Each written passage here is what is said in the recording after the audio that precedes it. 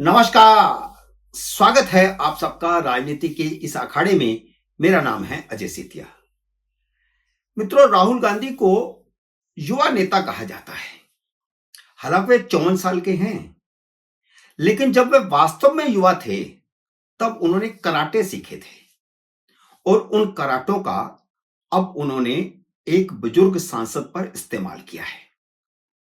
संसद की सीढ़ियों पर खड़े बुजुर्ग सांसद को हिकारत भरी नजर से देखा और धक्का मारा कि वह उसके रास्ते में कैसे आ सकता है।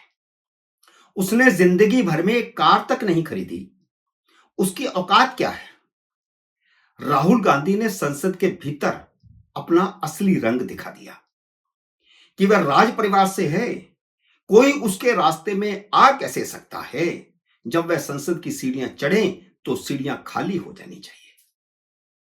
राहुल गांधी ने एक नहीं बल्कि 2 सांसदों को धक्का देकर सीढ़ियों पर गिरा दिया। जब बुजुर्ग सांसद के सिर में चोट आ गई तो फिर से हिकारत भरी नजर से उसे देखते हुए कहा कि इसने मुझे धक्का दिया था, मैंने धक्का नहीं दिया। आप इस सिंगल पसली वाले सांसद प्रताप सारंगी की फोटो देखिए। क्या यह बूढ़ा सांसद हट्टे कट्टे राहुल गांधी को धक्का दे सकता है?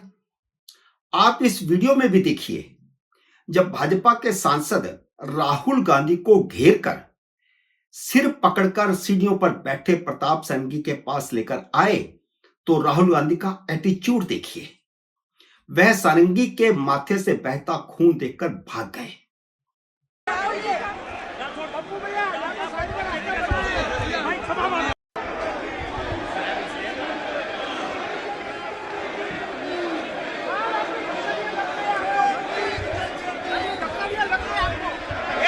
आपको शर्म नहीं आती है क्या राहुल? क्या शर्म नहीं आती है? क्या शर्म नहीं आती है? गुंडागर्दी करते हो, बूढ़े को गिरा दिया जाता है। इतना कौन गुंडागर्दी करते हो? सड़क पर एक्सीडेंट हो जाता है तो एक्सीडेंट करने वाला भी ऐसे नहीं भागता। भागता वही है जो अपराधी होता है, जो गुनाहगार होता है। बेशर्मी इतनी कि अपने बचाव में प्रताप सारंगी के सामने बूढ़े मल्लिकार्जुन खड़गे को खड़ा कर दिया। सच यह है कि राहुल गांधी ने भाजपा सांसद मुकेश राजपूत और प्रताप सारंगी दोनों को धक्का देकर गिराया। दोनों को चोटें आई हैं और दोनों को अस्पताल ले जाना पड़ा। इतना ही नहीं, उसी सीढ़ी पर राहुल गांधी ने मणिपुर की आदिवासी सांसद एस फोंगनान कोन्याक के साथ भी बदतमीजी की।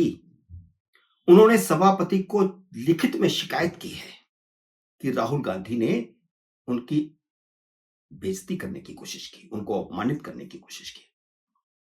इसके बाद झूठी कहानी गढ़ी गई कि भाजपा सांसदों ने खड़गे को धक्का दिया था।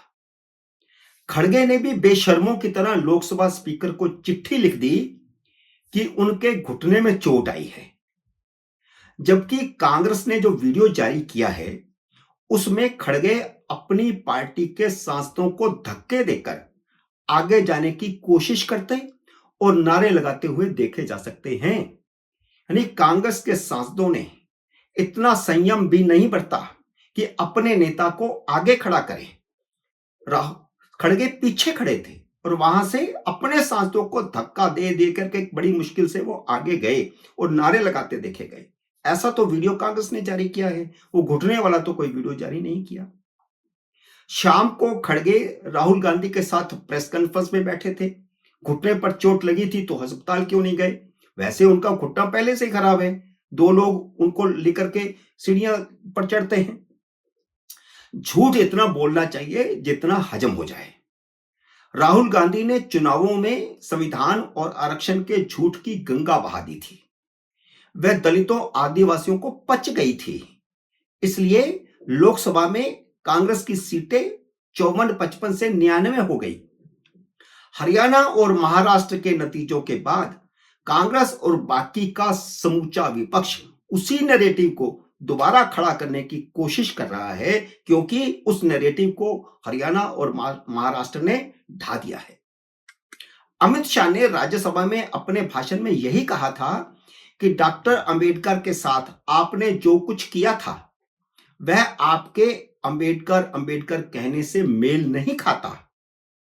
आधी अधूरी वीडियो जारी करके गांधी परिवार और उसके पिछलगुओं ने दलितों को एक बार फिर गुमराह करने की कोशिश की है। दलित वोट के लिए राहुल गांधी ने केजरीवाल की नीली कमीज तक पहन ली, या ये कहिए कि मायावती का पार्टी का जो रंग नीला है वह राहुल गांधी ने ओढ़ लिया, और प्रियंका वाड्रा ने भी नीली साड़ी पहन ली। पिछले 14 दिन से संसद में कपड़ों के रंगों, टोपियों और बैगों का नाटक हो रहा है। संसद को ड्रामा कंपनी का ऑफिस बनाकर रख दिया है।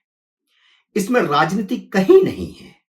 राष्ट्र के प्रति एक सांसद की जिम्मेदारी का एहसास कहीं नहीं है। अमित शाह को राहुल गांधी और मल्लिकार्जुन खड़गे पर एफआईआर दर्ज करनी चाहिए। वैसे अमित शाह ने कहा तो है कि वे कानूनी पहलुओं पर विचार करेंगे, लेकिन अब तक तो एफआईआर दर्ज हो जानी चाहिए थी। बल्कि प्रेस कॉन्फ्रेंस में जब वे आए थे तो उससे पहले उन्हें एफआईआर दर्ज करके आना चाहिए था। जिन्होंने उनका आधा अधूरा वीडियो प्रचारित करके झूठी अफवाह फैलाने की कोशिश की है, उन सब पर एफआईआर दर्ज होनी चाहिए, जिससे देश भर में सांप्रदायिक तनाव पैदा हो गया है और दंगों के हालात पैदा हो गए हैं। जिस कांग्रेस पार्टी ने जिंदगी भर डॉक्टर अंबेडकर को अपमानित किया, उन्हें संसद में नहीं पहुंचने दिया। नेहरू और इंदिरा ने खुद को भारत रत्न के लिए नॉमिनेट कर लिया, डॉक्टर अंबेडकर को पद्मश्री तक नहीं दिया। संसद के सेंट्रल हॉल में डॉक्टर अंबेडकर की फोटो तक नहीं लगने दी, जबकि संजय गांधी की फोटो लगा दी गई। उन्हें अंबेडकर को अब गांधी नेहरू से बड़ा बताने की कोशिश की जा रही है।